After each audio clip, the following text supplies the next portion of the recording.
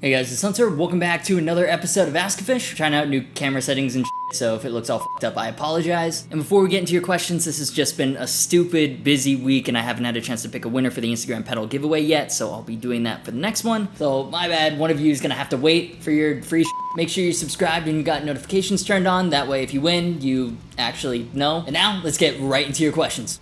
Hey man, been looking for a new practice amp. Should I get a Katana? And if so, the new Mark II or find a good deal on a Mark I? Yeah, so as you know, Boss has been a great supporter of this channel. They've sponsored a couple of guitar reviews, and the original Katana head is my go-to practice amp as well. The rest of my amps are big 100-watt tube monsters that are sometimes, I mean, let's face it, they're awesome, but for just normal bedroom jamming or casual practice, they're just entirely impractical. I could use an amp sim, but then I'm tethered to my computer. At just 20 pounds and with a built-in speaker, the Katana head is a great practice solution. I can use it anywhere, out here, in the other room, at a friend's place. Like, you can hook it up to the computer to use the Tone Studio software, or you can use it like I do as just like a normal amplifier. It's portable, it's got a versatile tone range, it's got a ton of built-in effects, savable presets. So all those features combined, it's no wonder the Katana is one of the most popular, affordable amp series right now already. Like, am I the only one surprised that the second generation was released so soon? Like, it seems like Boss launched the Mark IIs before the competition even had a chance to catch up to the Mark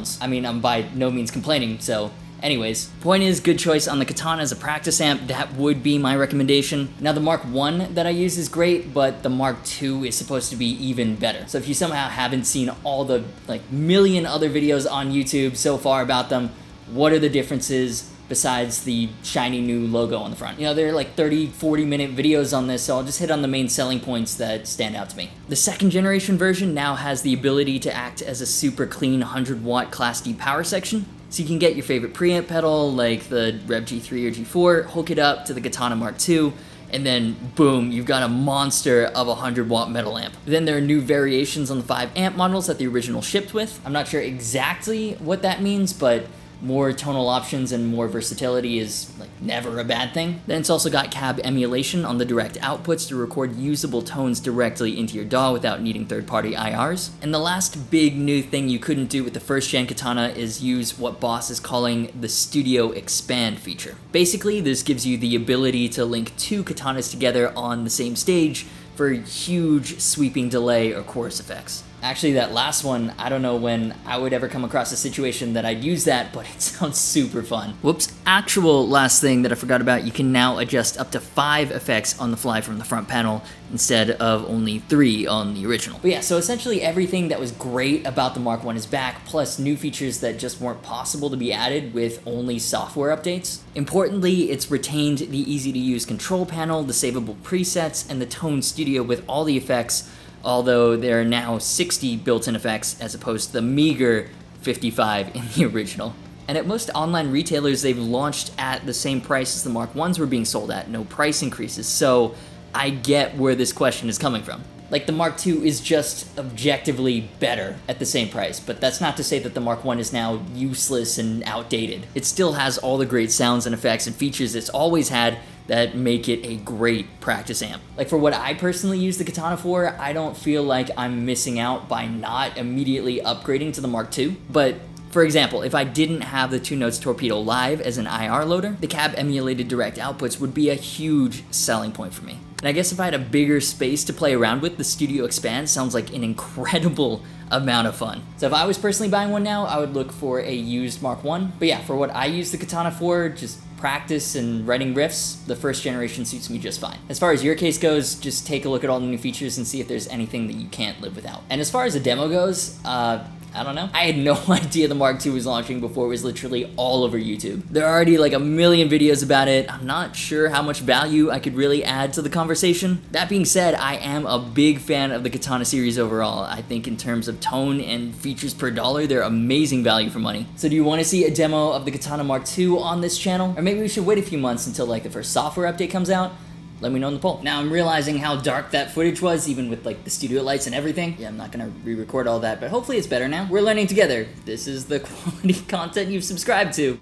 What do you think of the neon pink Dean Guitars custom zone? I just took a look and wow, I don't think my brain can process what I just saw. Like, dear lord, I thought the Hello Kitty guitar was pink, but it literally has nothing on this at all. Patrick Hunter's tried the bass version. Yes, there is a bass version of this monstrosity, and he says it's pretty freaking awful. Like, it just sounds terrible. So I kind of hate it, but at the same time, I kind of really want it. Maybe it's just broken my brain and I can't think straight. It's one of Dean's lower end guitars, so other than the highlighter look, it doesn't really have a lot going for it. Let me know, what do you think of this obnoxiously pink thing, and do you want to see a demo? Poll in the top right. Why is it that every thumbnail he looks like he messed up that one note he wanted to play? I don't know, maybe because it's exactly what's happening. I'm not a great guitar player. Maine Coon Cat? Yeah, so Koshi, who's in the intro of almost every single guitar review, is half Maine Coon, half Ragdoll. But those breeds are generally massive, and she's tiny, so yeah, I don't know. Before we get into the last question, I want to give a shout out to D'Addario, who have sponsored this week's episode of ASKgufish. Really hope I'm saying that right. Apostrophes are weird. D'Addario is, of course, one of the most reputable names in strings, so I'm super excited to partner up with them to deliver content. They've got a brand new XT series of strings, part of their latest extended life X line. It features high carbon steel wire and D'Addario's thinnest and most durable coating to date on every single string in the set, including the plain steel treble strings. It comes in all the most popular gauges. I like 942s for electric, so I've been using these for a bit. My biggest problem with early coated strings is that they just felt wrong, like super smooth and plasticky. And that's not what the XTs are about. They feel just like normal, high quality strings. And in addition to the electric sets, there's also acoustic, classical, bass, mandolin, and even banjo sets. Link to more information in the description, as well as to Sweetwater Toman if you want to try them out. I highly recommend giving them a go for your next string purchase, and I'm not just saying that because they've sponsored this episode. The XTs are just great strings. And now, into the last question. Hey Hunter, my name is Hunter as well. Are you buying the Ouija Sparkle? Cool name, bro. So if you haven't heard, Kirk Hammett is getting another limited edition signature model based off of the very famous Ouija design. To be honest, I've always been more into Hetfield's guitars than Hammett's. Like the snake bites and Eclipses and Les Pauls, obviously, that James uses are just more interesting to me. And side note, all the support to him for going into rehab and trying to take back control of his life. Back to as far as guitars go, I've never been huge into the KH2 Super Strat thing that Kirk's been using since like the 80s. But even so, the natural quilted maple Ouija looked great. Not only the top, but also the custom half moon inlays and the matching headstock. Even as someone who isn't really into super strats, I thought it was a very good guitar to look at. And also it was a ton of fun to demo. It gave me an excuse to break out the wah and just wank away in the minor pentatonic.